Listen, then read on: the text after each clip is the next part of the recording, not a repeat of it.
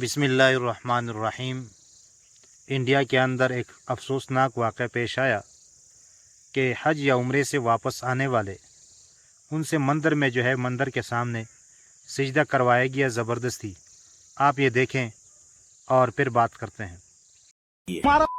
पर बुला लो और सुनो, तुम सब गलती मान रहे हो, तो अपनी टोपी उतारो और एक बार मत्था टेक लो, वहाँ बात खत्म हो जाती है। यहाँ और तुम्हारी गाँव में सबकी, बुढ़े जवानों की तो करके देख लो, वरना 1 मिनट में तुम्हें फैसला पता लग जाएगा। बताओ, चलो टोपी अंदर रखो और चलो।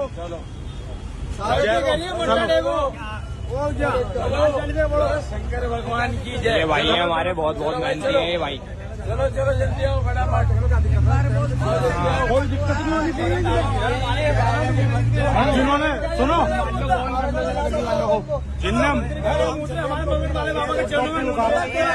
तुझे पता नहीं है यहाँ पे, तुझे पता नहीं है कौन सा मंदिर है? पता मेरे को। फिर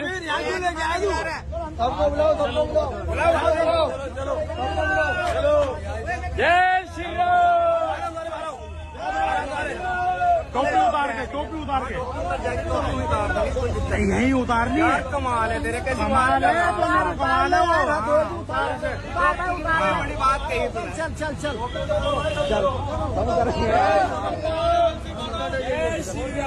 गलती मानो।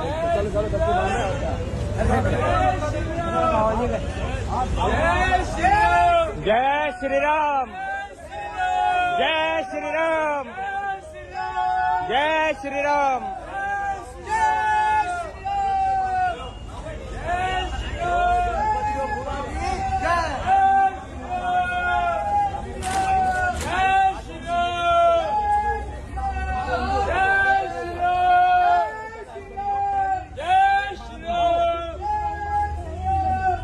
भाई सबको बुलवाओ, सबको बुलवाओ, सबको। कोई अरे यार, तो ऐसी 2 मिनट एक दी ऐसी। ये भाई है हमारे। भाई आपका नाम बताना भाई। मेरा नाम सिद्धार्थ शर्मा।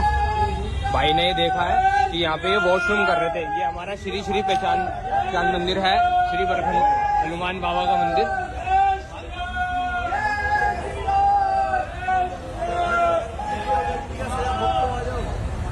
हेलो,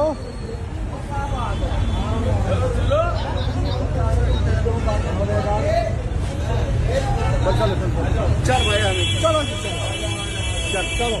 जिसने मुँह है उससे मुँह भी साफ कराऊंगा। अरे यार, हम कर देंगे साहब।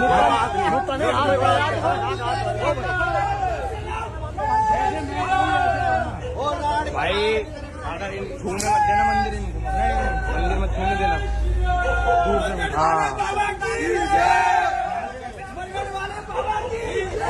भाई, सारे भाई चप्पल यहीं उतार दो, चप्पल यहीं उतार दो भाई, चप्पल यहीं उतार दो। मंदिर में अंदर मत लेके जाओ भाई चप्पल, कोई भी चप्पल यहीं उतार दो भाई। सब भाई चप्पल यहाँ, चाचा यहाँ उतारो, यहाँ लेटो चाचा, सीधे लेटो। और बता, पहलवान इधर लग लाइन में। सारे एक साथ ना जितने आ जाओ भैया। ये सब सहारनपुर से आए थे।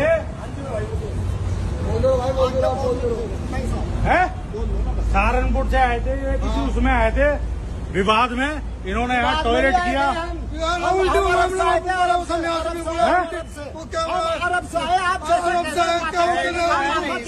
यहाँ टॉयलेट करने का क्या मतलब था?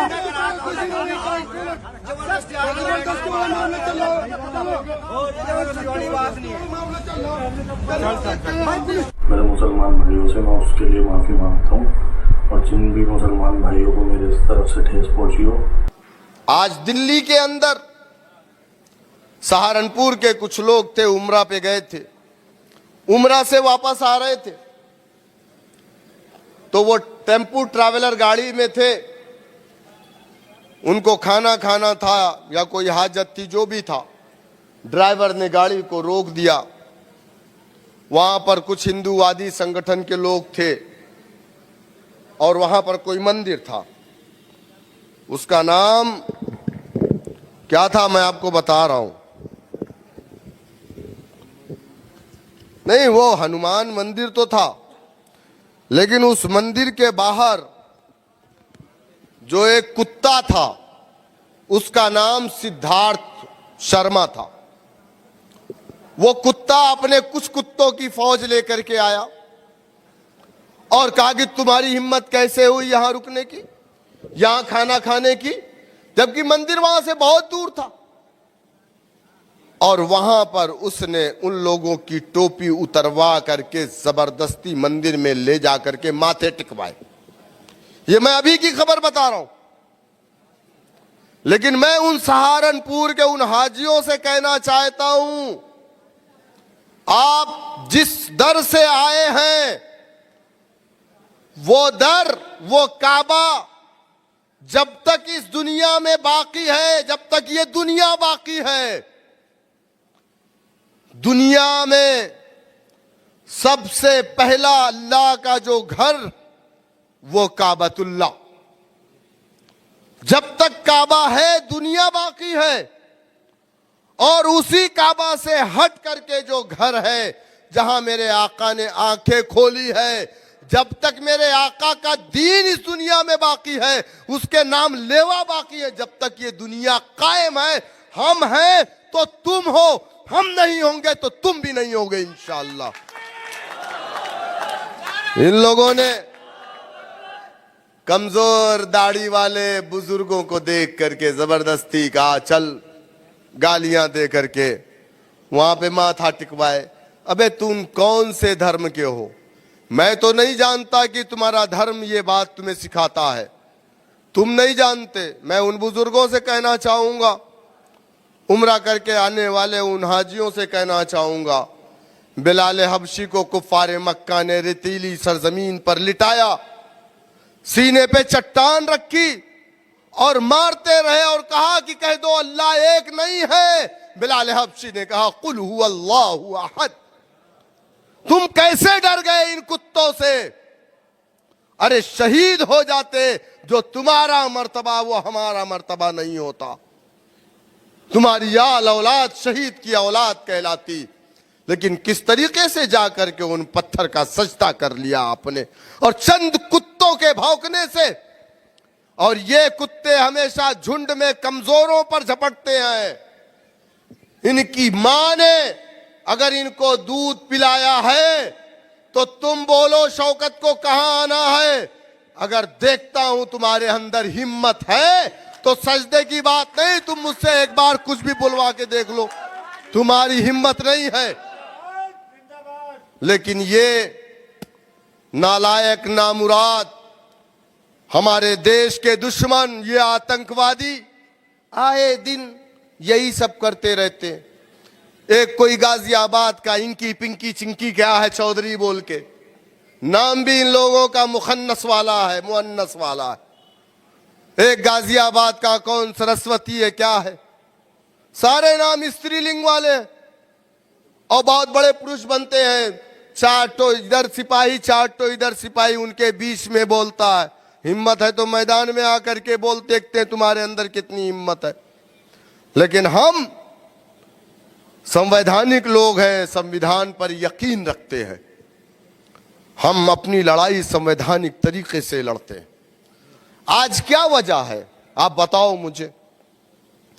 आज पूरी दुनिया में मैंने कहा ना कि सबसे ज्यादा कोई निशाने पे है तो कलमा ला इलाहा इल्लल्लाह मुहम्मदुर रसूलुल्लाह पढ़ने वाला।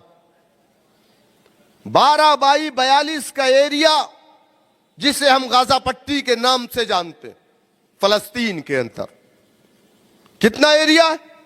12/42। 23 लाख मुसलमान वहां रहते। 4% आबादी को कुत्ता नेतन्याहू की फौज ने मार दिया। 70% औरतों को और बच्चों को मार दिया, बुढ़ों को मार दिया। पूरी दुनिया खामोश तमाशा देख रही है। तो जी आपने ये देख लिया, और फिर ये जो हज़रत बयान कर रहा था ये भी सही बातें कर रहा था। तो इस तरह जो है ना शरपसंद और शिद्दत पसंद लोग हैं ये लोग, अगर ये हरकत कोई मुसलमान करता तो अब जो है ना उसकी क्या हालत होती। और लोग जो है वो इस्लाम के बारे में क्या क्या बातें कर रहे होते। लेकिन जब गैरों ने किया है तो कोई परवाह नहीं है, क्योंकि मुसलमानों के साथ आजकल जो जुल्म हो रहा है बर्दाश्त नहीं होता। हर जगह देखें आप, मुसलमान जो है वो मज़लूम है हर जगह, और उसकी बुनियादी वजह मुसलमानों की अपनी हालत है। ख़ुद इन्होंने अपने आप को जलील कर दिया है और जो दीन था और जो दीन के तालीमात थे वो छोड़ दिए। इसलिए आज मुसलमान जो है वो ज़िल्लत का शिकार है और जगह जगह वो जो जुल्म का शिकार हो रहा है, उसकी वजह ये है। बस अल्लाह ताला से दुआ है कि अल्लाह ताला तमाम मुसलमानों की हिफाजत फरमाए और अल्लाह ताला इस्लाम को गलबा अता फरमाए और पूरी दुनिया में अल्लाह ताला इस्लाम नाफिज फरमाए, ताकि यहाँ अमन व अमान जो है वो कायम हो और अल्लाह ताला हम सब की हिफाजत फरमाए और अल्लाह ताला हम सब को दीन इस्लाम पर चलने वाले बनाए और हमारे लिए ये तमाम अहकामात आसान फरमा दे। आमीन सुम्मा आमीन या रब्बल आलमीन।